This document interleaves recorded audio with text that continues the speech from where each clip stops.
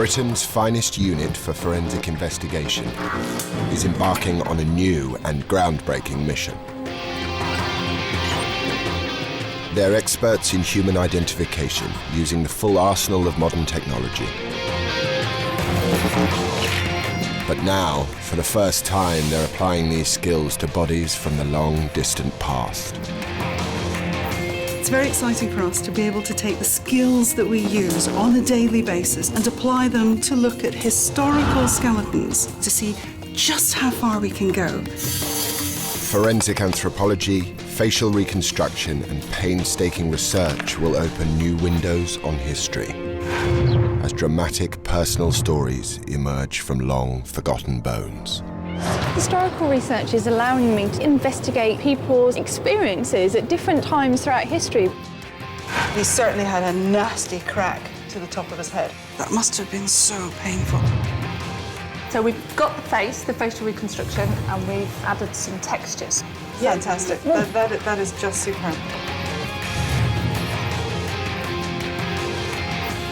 This time, the cold case team is heading back into a dark corner of the 19th century, when corpses were turned into trophies and children were sold by the inch. This just really horrible. Yes. Their subject, the strange mummified skeleton of a child. Its brain has been removed, its blood vessels filled with wax. A child who deserved a better fate.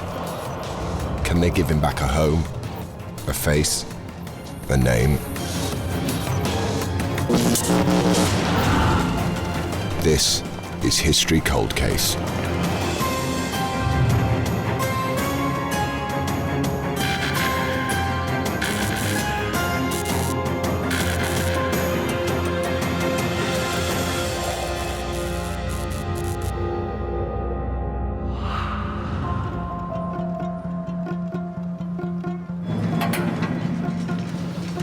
The Centre for Anatomy and Human Identification, part of the University of Dundee. The forensic unit is about to take on a challenging new case surrounding an extraordinary set of human remains, the mummified skeleton of a child. Its identity is a mystery. For Professor Sue Black, leader of the cold case team, this is much more than just a set of bones. It's the start of the story. With her colleague, Dr. Xanthi Malik, she begins with the first observation of the body. Boy to look at.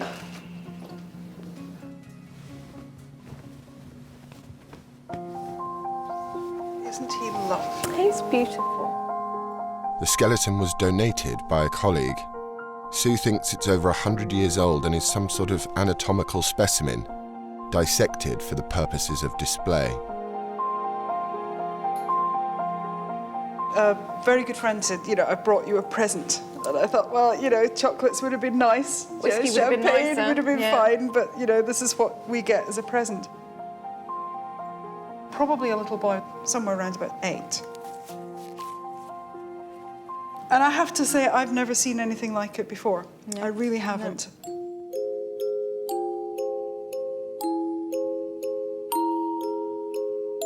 To transform the body, the top half of the skull has been sawn off and the chest prized open to remove internal organs.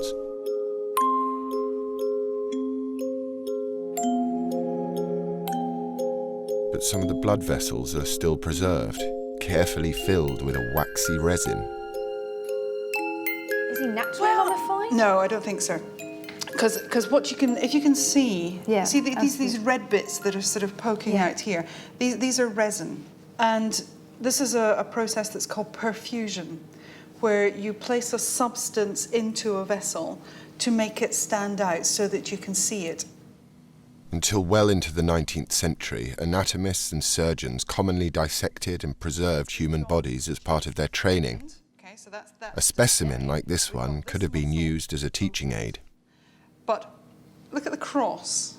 Look at the flow and the line of that. Yeah. They're very artistic. And when you hold them, lift them up, it's really quite... It's pretty solid, isn't he? Well, it is, but it's really rather impressive that that's how he would be hanging, looking like that. Sue never forgets that her subjects were once living people. There is a sadness in the case. There is no doubting there is a sadness. This was somebody's son. This little boy did have a mum. Whether he had a dad at home or not, we don't know, but he certainly would have had some family. But did anybody care enough when this happened to him? Well, we don't know. I need to know who he is. I need to find that out. He needs that respect.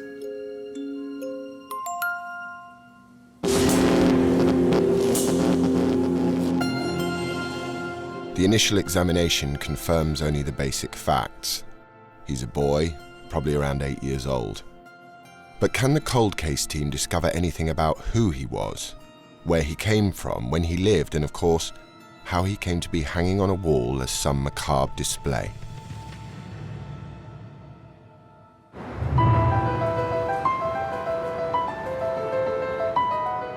Sue calls the first briefing. This is what's been rather affectionately become known as the problem child of our department. So it's a little boy between 6 and 8.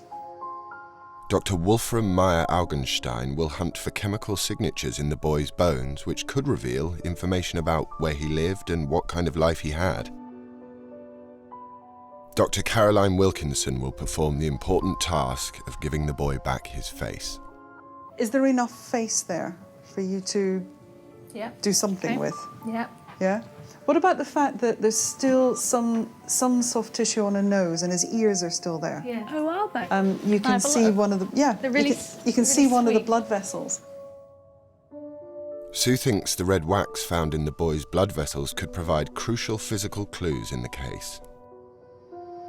This resin, this wax, when you mould it, so if you take a little bit out, you put it in your fingers and you smell it. My father was a cabinet maker, so constant smell of linseed oil and waxes and those sorts of things. That's it smells like the inside of my father's furniture van. So it must be oils or wax of some kind. Xanthi's task is to get out on the road, to gather evidence from historical records and experts in other fields, starting with the history of anatomy. But where do you get a 7-year-old, 8-year-old boy from? At what point in history have we got access to children that we could do that to? And my mind's automatically taken back to when the anatomists had access to bodies that were coming to the anatomy departments from the poorhouses.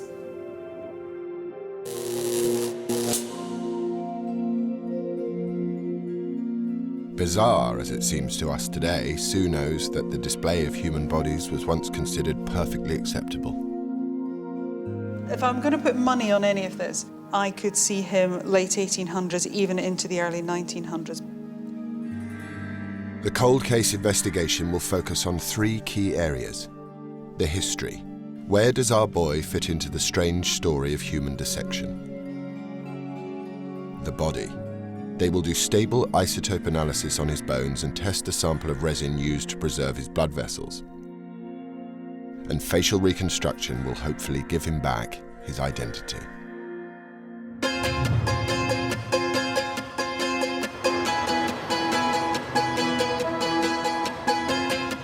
Xanthi's first stop will be a museum collection she's heard may have some specimens that could shed light on the boy's story. I've no idea really whether he's literally one in his own or whether there are more like him somewhere. So I'm going to go to Edinburgh and see if I can find some evidence as to how unique he might be.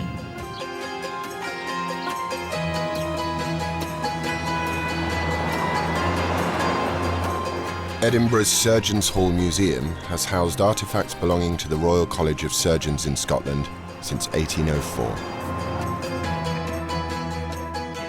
Here, Xanthi's meeting curator Andrew Connell, who wants to show her a bizarre collection donated by the pioneering Scottish anatomist John Barclay.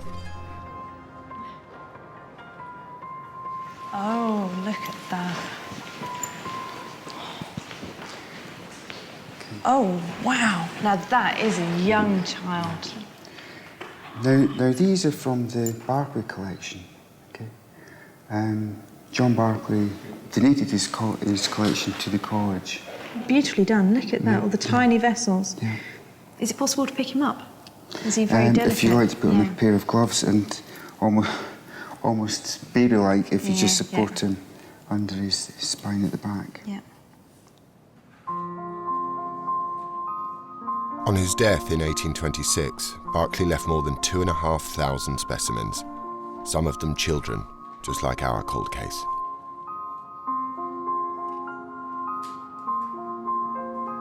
He's quite beautiful, isn't he?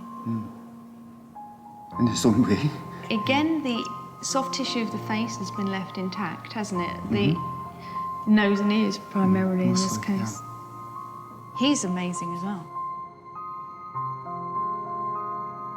Many of these specimens have waxy resin in their blood vessels, just like our boy.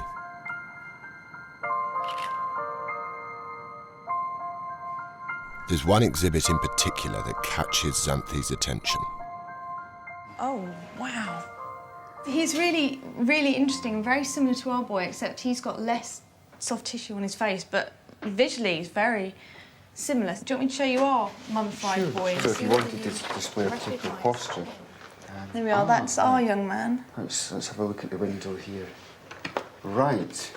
Well, certainly I can see similarities between them. I think in terms of when he would have been dissected and naturally mummified, that might be quite a similar match. 1702. Wow.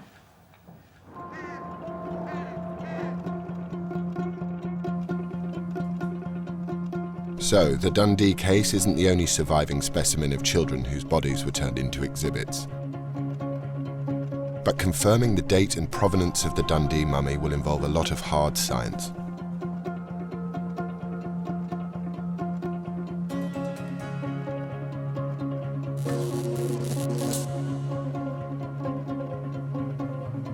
For Sue, the next step is to take detailed measurements of the child's bones.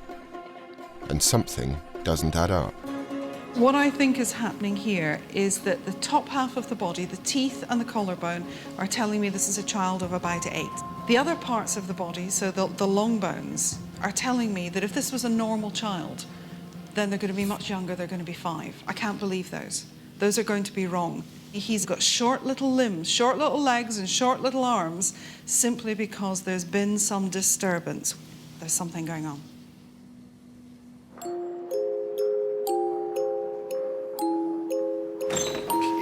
The boy is several centimetres shorter than he should be for his age. To see if she can discover why, Xanthi arranges for him to be scanned at a hospital just up the road. Jolly good.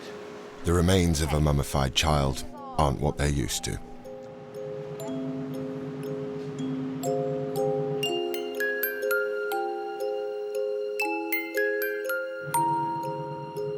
The CT scanner takes a series of X-rays that can be built up into a three-dimensional picture, allowing us to see inside the child's bones. The data will hopefully reveal why the boy is significantly stunted in stature, as well as forming the starting point for Caroline's facial reconstruction. Oh, look at that. There you go. Wow.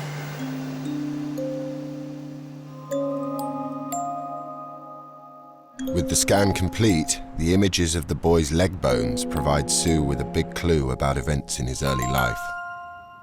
I've got on here now the foot and the lower end of the tibia and the fibula, which is just down at the ankle joint. And that very dense white line is where the bone is growing. But if you look above it, you can see just a ghostly white line that runs across above that. And there's another one above it, and another one above it, and again and again. These are the Harris lines. And what they tell us is that when that bone was growing, for whatever reason, it went into a stutter. And so that rather than laying down bone and getting bigger, it's gone into a stutter and it leaves behind a line of dense white bone. And this is telling us that this child has gone through episodes of either malnutrition or episodes of disease or something that will affect his growth. And it would be very easy to fit that picture into the workhouses of the 1800s, very, very easily. It's really rather sad, isn't it?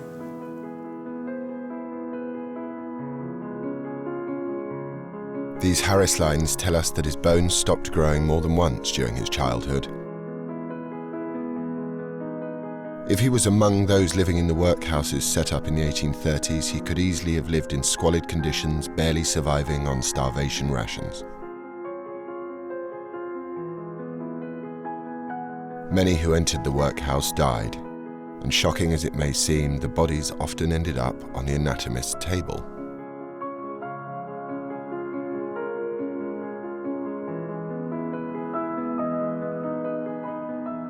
It would be a pitiful end for a small boy.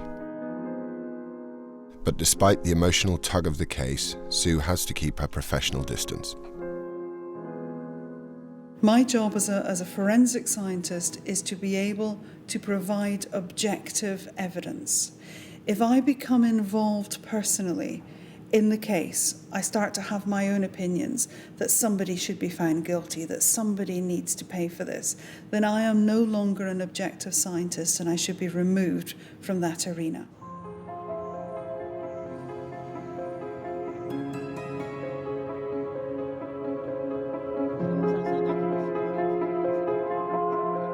In Edinburgh, historian Owen Dudley Edwards is showing Xanthi a chilling example of a place where corpses of the poor were taken.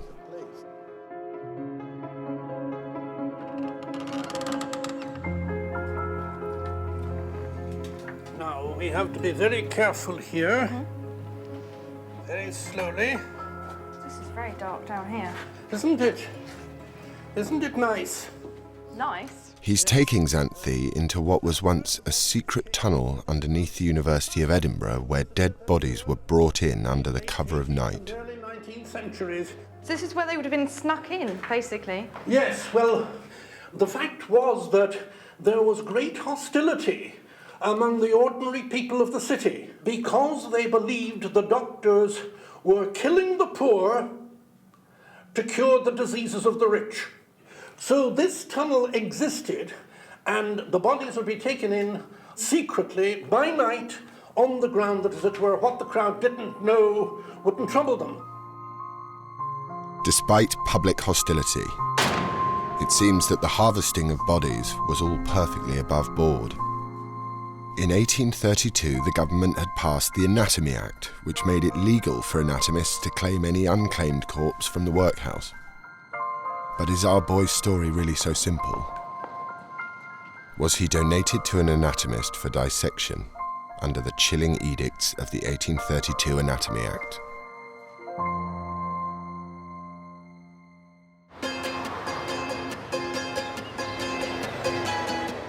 Xanthi is following a new lead to London.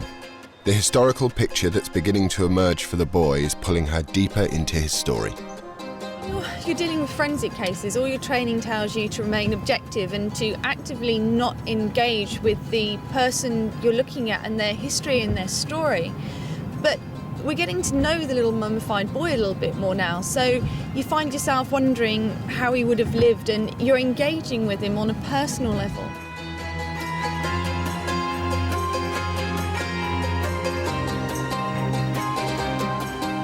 Xanthi is heading to the Hunterian Museum in London, home to Britain's largest collection of human and animal specimens.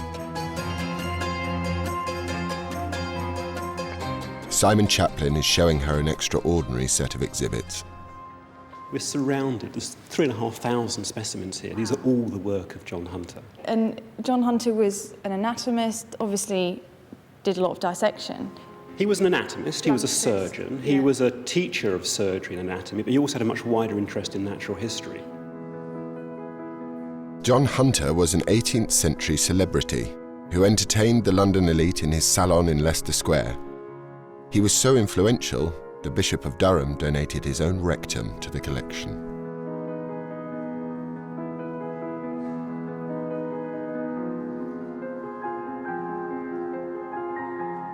Some of Hunter's preservations were mummified, others pickled in alcohol, like this rare specimen of an unborn horse.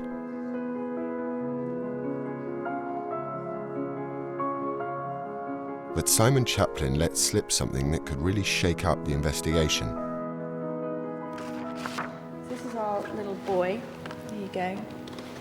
The pose in this one is unusual. The raised hand is something that occurs quite often, and it harks back to earlier anatomical textbooks. Oh, that's interesting. We haven't found anything about the position of the hand yet, and that's one of the things we thought was probably really key about this individual. So that's really probably an earlier specimen. Well, it reminds me of 17th and early 18th century anatomical textbooks, where anatomical figures were often shown with one hand raised in a kind of classical pose. Could this be evidence that our boy in fact lived before sourcing bodies for dissection was made legal by the Anatomy Act of 1832? More clues lie in a book by John Hunter's brother, William, from 1784, which points to how widespread the appetite was for human specimens.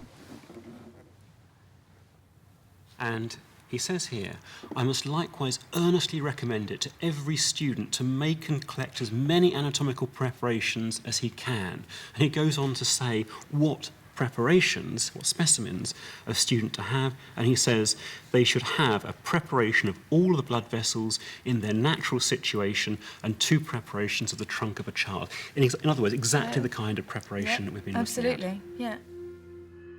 What Simon reveals is just how sought after these specimens were before the Anatomy Act made the supply of corpses legal, and they could fetch huge sums. I wanted to show you some of an amazing collection of auction catalogues from the late 18th, early 19th century. Okay. And what we have here is the catalogue of anatomical preparations, the property of a surgeon who has declined lecturing in about 1769. And if we look down here, we can see a whole subject in a wainscot case glazed with the arteries completely injected and dissected, and then lot 67, a child with the arteries injected, which sold, according to the annotation here, for £6. If he'd been sold today, our boy could have fetched £8,500.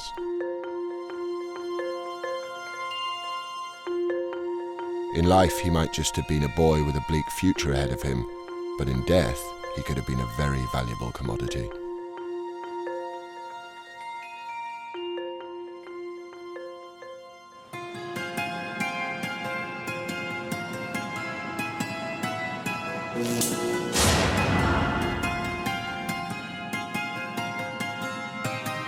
Back in Dundee, Caroline begins the painstaking job of reconstructing the child's face.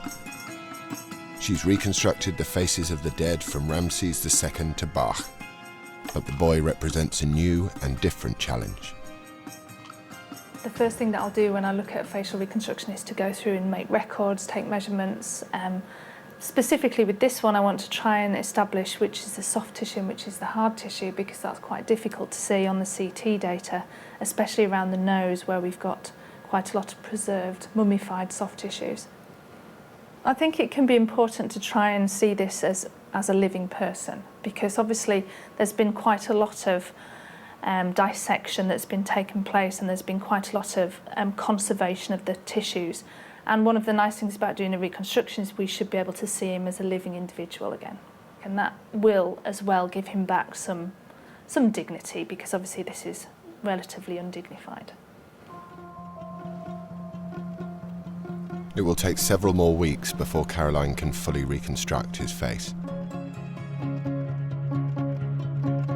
At a team debrief, Xanthi updates the others about her discovery. She thinks that the anatomical books from London and the mummified children in Edinburgh could point to the boy being a much earlier specimen than they first thought. To find out more about him, went over to the Royal College of Surgeons Museum. Which one? Edinburgh. And what we found was they have a number of mummified children over there. Oh, do they? Yeah, and this is one of them. And this is a little child. He's probably, I would say, 2 to 3 years old. These are pre the Anatomy Act. Good heavens. Everything will depend on forensic tests to pin down an accurate date for our boy. The results of radiocarbon dating a sample of the boy's leg bone proved inconclusive. But could they gain any information from analysing a sample of the waxy resin found in his blood vessels?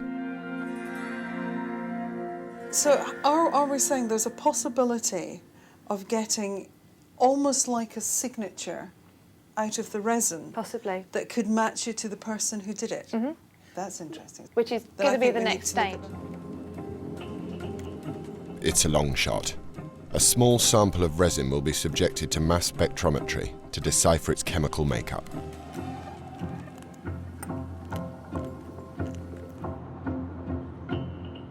At the Hunterian Museum in London, Simon Chaplin has offered to donate a sample of resin from one of John Hunter's own specimens to see how it compares with the resin in our boy. Oh, okay. Yeah, this is an ox heart from John Hunter's collection, so from the 18th century. It's been injected. Well, we've found that these extrusions are still quite pliable, and we've taken 2 specimens here fantastic. for testing. Xanthi also needs to pinpoint the ingredients used in the various recipes for resin developed by anatomists. Simon provides the first piece of the jigsaw in a 220-year-old book. Here we have, this is Thomas Pole's Anatomical Instructor, published in 1790. And then here, what we have is the recipe for a coarse injection, to make a red coarse injection, the kind you would need for injecting the blood Exactly vessels. as in our mummified child, okay? Yellow beeswax, 16 ounces. White resin, 8 ounces. Turpentine varnish, 6 ounces. Vermilion, 3 ounces. And these were very expensive artist pigments that they were using. Oh, I see. Oh, okay, so these would have been readily available to most people. If expensive ingredients, they still would have been available to the students and the doctors. They would Just have gone common- along to a colour shop, the kind of place that sold artist supplies, and they would have bought them there. Oh, I see. Oh, fantastic. More research leads to 15 different recipes for resin. The 15 recipes share 13 common ingredients.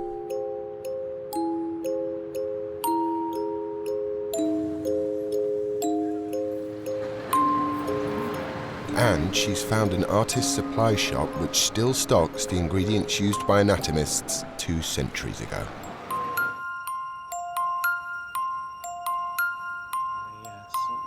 She's meeting colourman Nicholas Wold.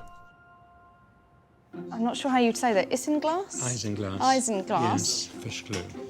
Fish glue. Fish glue. Okay. It comes from the bladder of sturgeon. Okay. Also, yellow beeswax. Oh, wow. Smell it, Actual make little sure it's pellets. beeswax. Oh, it's definitely beeswax, isn't it? So that's our It's a vermilion. wonderful colour. It's a poisonous pigment, What does carmine look like? Wow. which again is an absolutely stunning That's colour. really vibrant, isn't it? Paraffin wax, Japan wax, all of these things. Would definitely have been Tallow. available. Gamboy? Is it gamboy? Gamboge. Gambos. Oh, wow. Look at that. Oh. Gamdamar, which is used for making varnish. Okay. That one. Thank you very much. Thank you very much.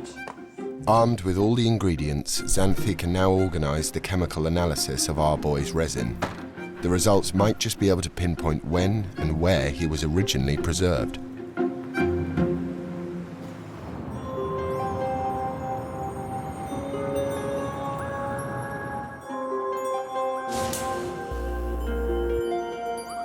In Dundee, our child's face is beginning to come back to life. Well, the first thing we needed to do, obviously, was to add the missing bit of the cranium.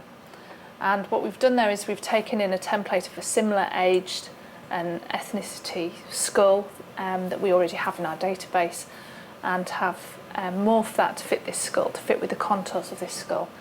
What I've also done is to copy the missing area of the supraorbital bone on the right-hand side and flipping it and putting it above the right orbit.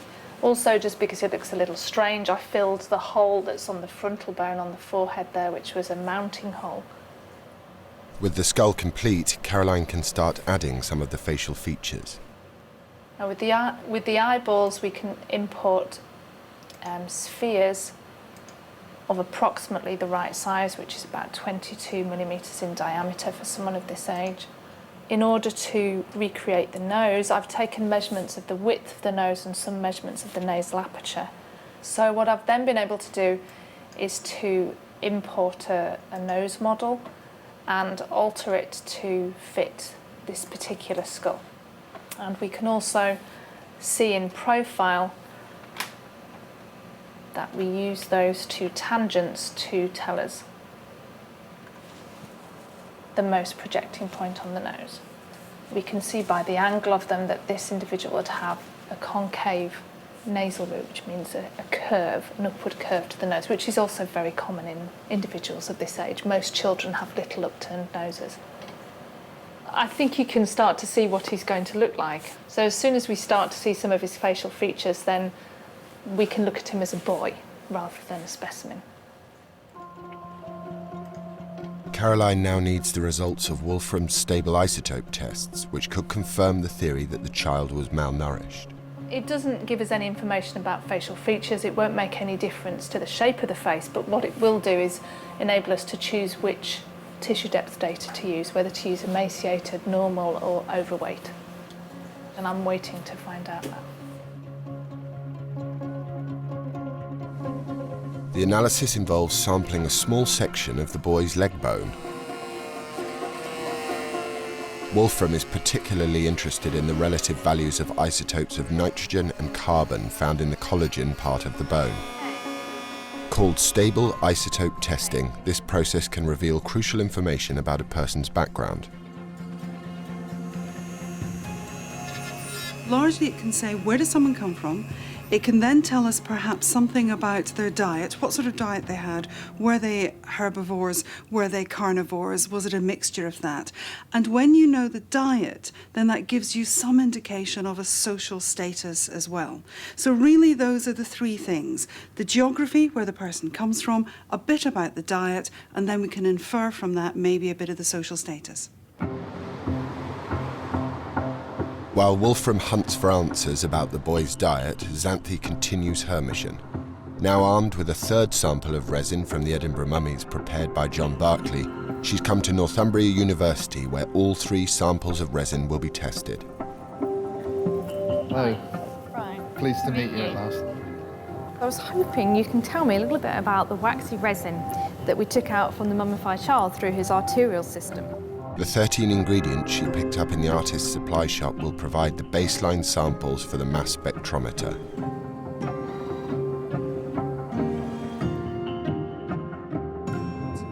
Meanwhile, in Dundee, Sue and her student Scott used some of the ingredients to actually recreate the waxy resin from an 18th century recipe.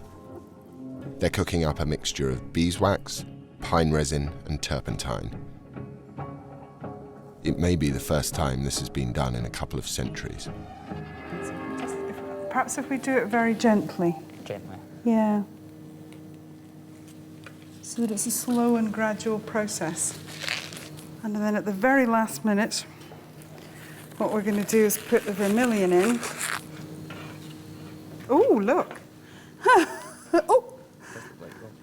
It does actually look very like blood. You can see why they've used that, can't you? Thomas Pole's book of 1790 also advises on the best sort of body to use. And it says, for this purpose, which is injecting, adult subjects are seldom used. Oh, how interesting. On the account of the difficulty in completely filling the vessels with injection. So the suggestion there is that to do this article, it's normally done on children. Sue isn't content with just making up a recipe. She wants to inject it into a blood vessel and see how it works. In this case, it's a pig's aorta from a local butcher's. If we try and suck it up. Okay. It is a bit. If you can leave that, if you can hold up the aorta, let's see if we can inject it in. Now watch, because it might be quite hot.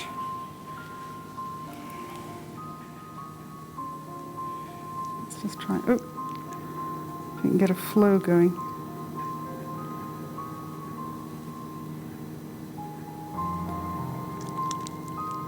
Yeah, you can feel that hardening quite a Can bit you? down towards the bottom. Excellent. Not burning your fingers, that, is it? Nope. In terms of the injection, that's not going to take much more because it's right at the top there. Yeah, do you want to push some more down? And then it says, yeah, it says put it in cold water then, Okay. which is what's supposed to solidify it. I don't think I'll need much help, to be honest. No. It's quite hard, yeah. It's quite hard. If you take a plug of it out, for example, look, that's the sort of thing that we were finding inside his blood vessels. It does work.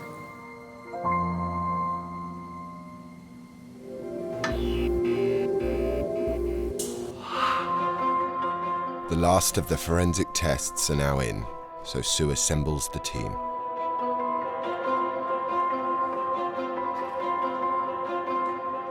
Wolfram has drawn a blank in terms of pinpointing where the boy comes from, but has found something exciting from the nitrogen values in the bone sample. Cut a long story short, all the nitrogen values point at somebody who had definitely not a protein deficient diet. Whether the protein came from lots of cheese and whatever cream cheese or lots of milk, I don't know, or whether it came from meat or fish or poultry, but it was definitely not meat deficient. So this is not a pauper's diet, is it? Unless the diet in almshouses and paupers' houses was much better than we give them credit for. No. Such a protein-rich diet means our child is unlikely to have lived and died in a workhouse. And it would follow unlikely to have been the victim of the 1832 Anatomy Act. The stunted growth that Sue discovered in his bones could have been a result of disease. No one was immune to the epidemics like whooping cough and measles that raged through the population. The news that our boy was well nourished means Caroline can press on with recreating his face. From my point of view, in terms of the amount of tissue depth we can use for the facial reconstruction, then the best thing for me to do is to use the average. There's no point in using emaciated. No. It's now time for Xanthi to drop her own bombshell. She's got the data back from the tests on the resin in the boy's blood vessels. We sourced a sample of the Berkeley collection and the Hunter collection so they actually could compare them. Gave you a sample of yes. it? Good grief. Yes. Well done. So we had more than just the recipe to go on because there would have been some variation as people kind of tweaked it, just like any recipe. Absolutely. So the Hunter materials all in London? London. The Berkeley material? Edinburgh, Okay. yes. Right. So out of the two that they were compared to, it was Hunter that was the closest. Good grief. But it was close enough that it could have been a slight variation on Hunter's own recipe. So, I mean, long shot, but it could have been on Hunter himself that did the actual dissection. So when you go to the Hunterian Museum, is there something else that matches this? Comparable, no. So that what you could be looking at, for argument's sake, if we were absolutely going to take this to the limit, is the first and only example belonging to the Hunterian collection. Yeah. Of this Surviving. kind of a presentation. Yeah, possibly. Outrageous. Yes. That makes it very, very important. Yeah. So our boy could be one of the first examples of this kind of specimen. And the result that his resin is similar to one of John Hunter's recipes would place our boy in a time well before the 1832 Anatomy Act made obtaining bodies legal.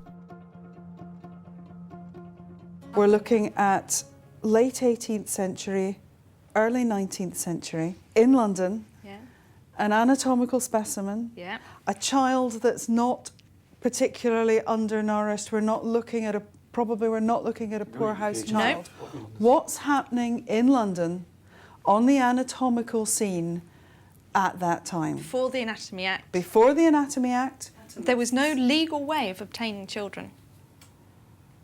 Was it illegal? Well, that's the question. You need to speak to somebody who has a good understanding of the anatomical society within London of that time, a good historian. If our boy was illegally sourced to be experimented on, this is a major turning point. What's happening in this case is that we've thought this is going to be a post-1832. No, it's not. It's a pre-1832. Completely different set of evidence, completely different path that we want to go down. So you can't predict when something is going to change, and this case has given us quite a number of twists and turns that we just simply couldn't have anticipated.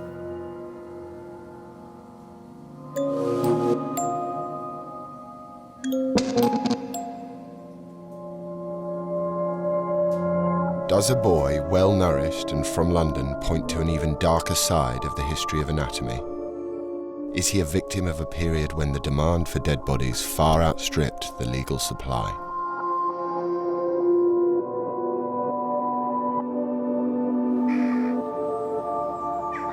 When the grave robber was society's bogeyman.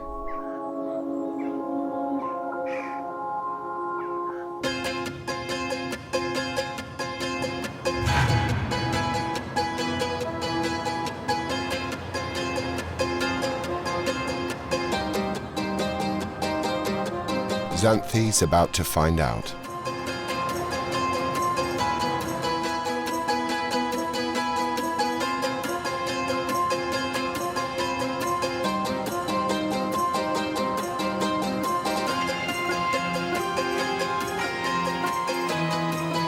She's back in London at the Royal College of Surgeons, where she's discovered that they have first-hand evidence that bodies like our boys were stolen.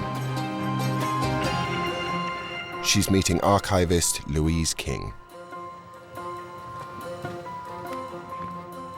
Okay, so this is a diary of a resurrectionist from 1811 to 1812. It just covers a few months. And resurrectionist would have been?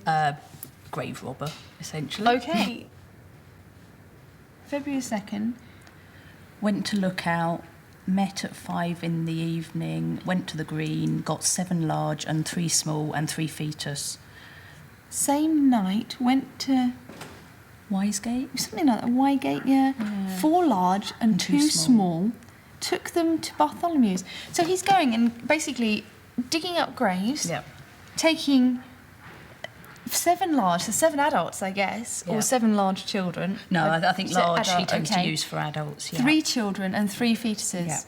So he's looking probably for newly buried, newly covered graves. I mean, as I understand it, they had lookouts who would let them know that there'd been burials. A new burial, yeah. And what was potentially being buried. Yeah. So it's almost like a shopping list. Yeah. And then taking them to hospitals for the dissection.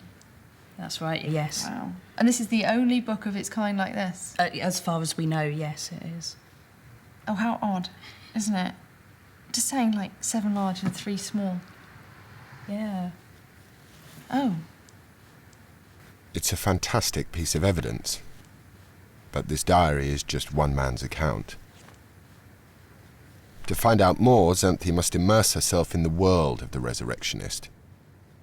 Will she be able to place our boy in this dark and largely unexplored chapter of British history?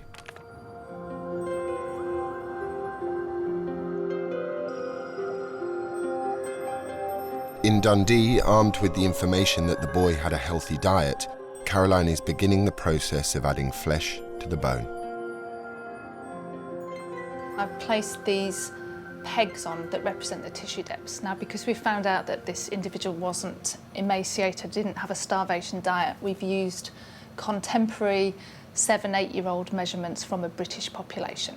And that really helps us, after we've done the muscle structure, to put the correct amount of tissue over and above the muscles. So the next thing is to import each of the facial muscles and distort it and deform it to fit this particular skull.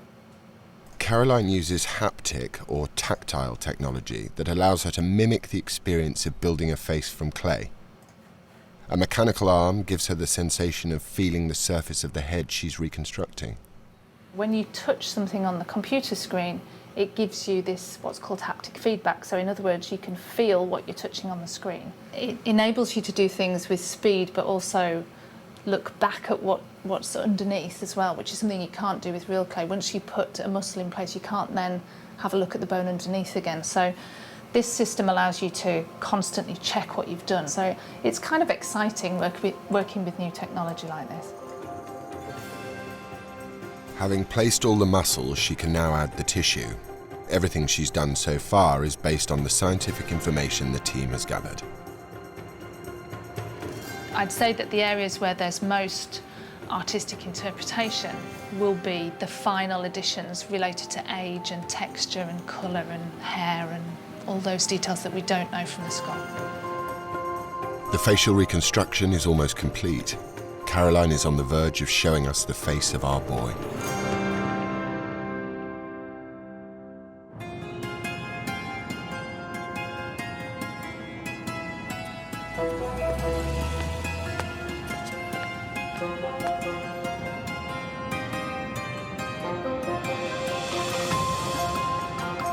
In London, Xanthi's digging deeper into the sordid history of the grave robbers.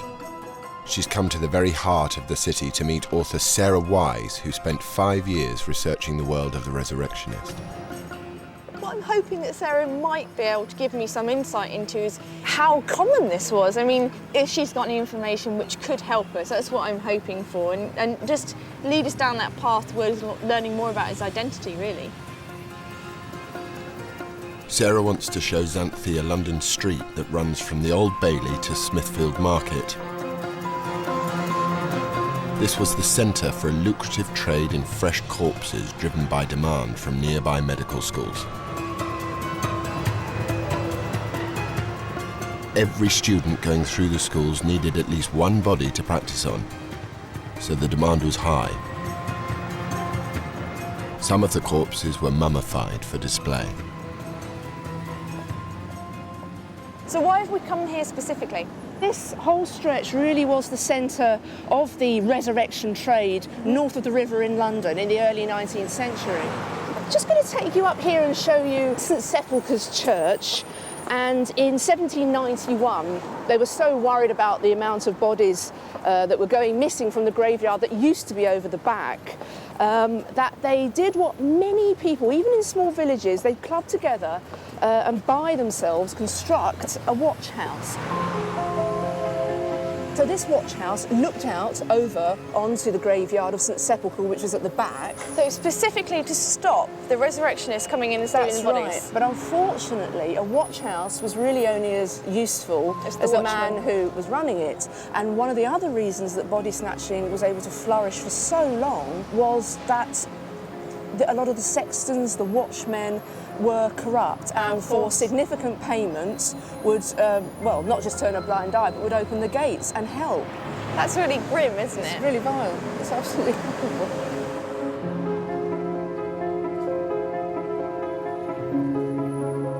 Across the road is the reason why this graveyard was particularly at risk. So over on the right we've got St Bartholomew's Hospital, which was one of the largest teaching hospitals in London and very much in need of as many bodies that the body snatchers could supply them with.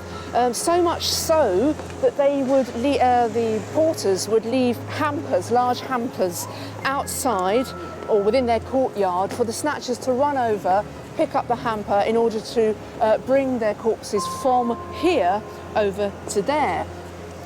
Because this was the site of the Fortune of War pub, which was the major meeting place and safe house for body snatchers north of the river.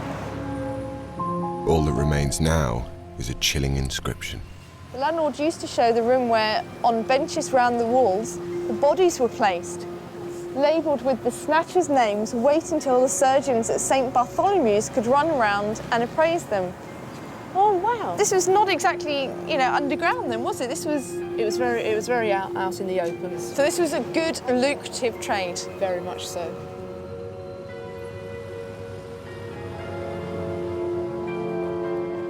But was our boy simply stolen from a graveyard? Or was his fate even darker? In a former resurrectionist pub next to Smithfield Market, Sarah reveals just how far some body snatchers were willing to go. I'd like to show you a document. It's a confession taken the day before his execution from a very prolific body snatcher called John Bishop. The document explains how Bishop and his accomplice lured a 14-year-old boy from a Smithfield pub back to his house. We lighted a candle and gave the boy some bread and cheese, and after he'd eaten, we gave him a cupful of rum with about half a small phial of laudanum in it. Is that That's a tincture of opium. Oh, okay. Was it illegal then? Laudanum wasn't at all illegal, and in fact many people in the 19th century used it quite openly and respectably as a sort of tonic or pick-me-up or, you know, some sort of relaxant. The boy quickly passed out. We took him directly, asleep and insensible, into the garden, tied a cord to his feet to enable us to pull him up by, and then I took him in my arms and let him slide from them headlong into the well in the garden, whilst Williams held the cord to prevent the body going altogether too low into the well. He was nearly wholly in the water of the well, his feet just above the surface. Williams fastened the other end of the cord around the paling to prevent the body getting beyond our reach.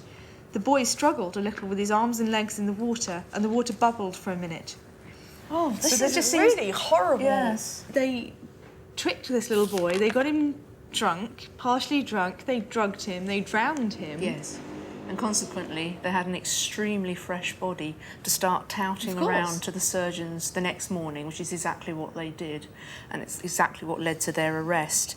Unfortunately, it was not the first time they'd behaved in that way. James May, who was his co-defendant at the Old Bailey, he shouted across the bishop, "You're a bloody murdering bastard and you should have been topped," i.e. hanged, years ago, which indicates strongly that May believed that Bishop had been murdering for years. And the other strange thing, Xanthi, is that the body was in fact noted, and the word that was used was stout. This boy was not sort of emaciated, he hadn't gone hungry. Oh, that is interesting. Wow. Records prove that Bishop snatched up to 1,000 bodies, and he and his gang may have murdered many more than the 3 victims he confessed to in and around Smithfield Market.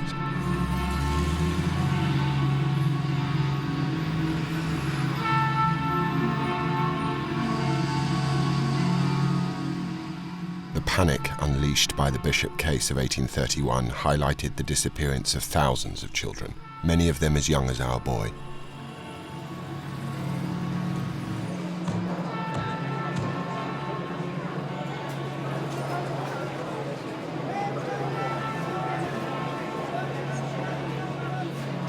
I had no idea that the area surrounding Smithfield Market, where all of the meat trades take part, this is the centre of the human meat trade. Children were being sourced here literally for murder to furnish the anatomists. And it's a shocking and horrifying end for these lives.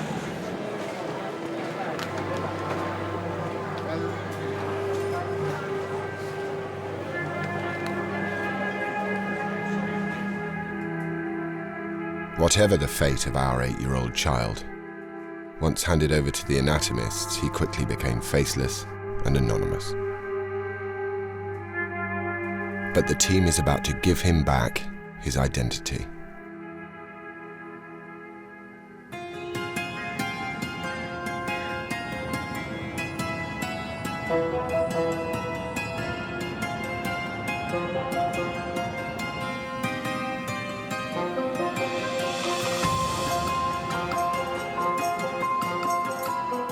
The team's forensic evidence and historical research have revealed that our mummy is an 8-year-old boy who they believe died in London before the Anatomy Act of 1832, which made acquiring dead bodies legal. He was well nourished, but he had lived through periods of ill health. He was either a freshly buried corpse dug up by grave robbers, or he was murdered, like the boy in the Bishop confession.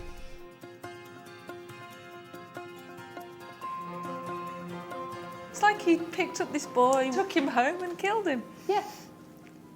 Wait till he got a bit sleepy. Yeah. Chuck him in the well.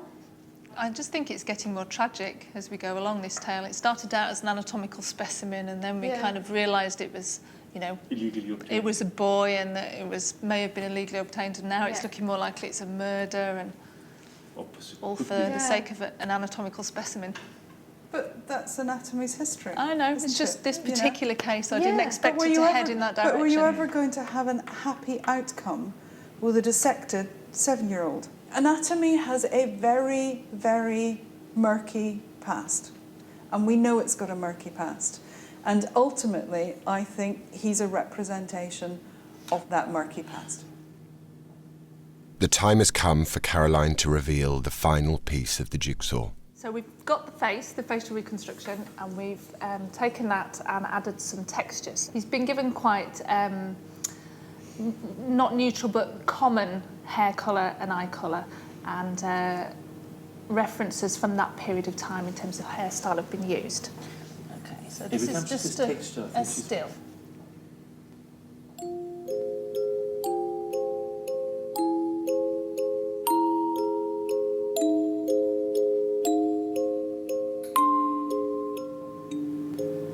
Actually, very nice looking boy.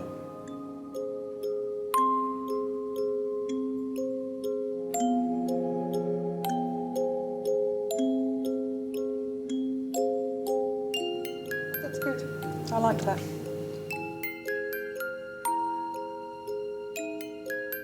But the reveal and the end of the investigation presents the team with a dilemma.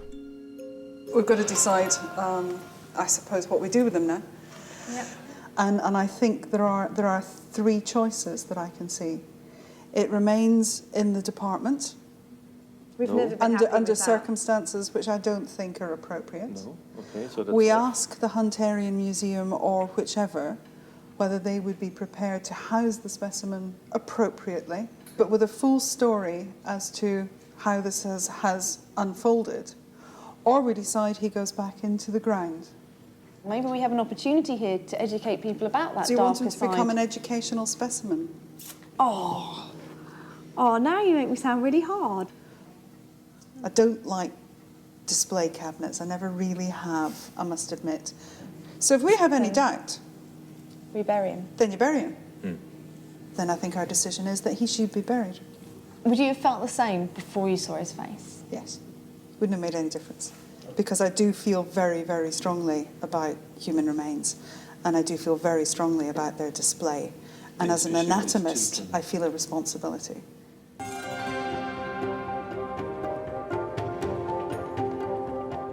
After more than 170 years, the History Cold Case team has given our 8-year-old boy back his face and his dignity.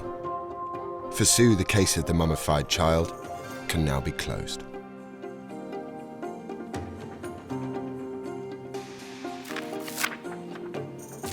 I think the fact that in this case we've gone from something about which we knew absolutely nothing to a point now that we can almost pinpoint him down in time, that we know which anatomy house he's most closely related to, and we can start to place him within the context of that time. That's an incredible achievement in a very short space of time. And I must admit, it's not something that for a moment, if I'd been honest at the outset, I didn't think we were going to get very far. We have gone much, much further than I could ever have anticipated. This is just about as good as it gets.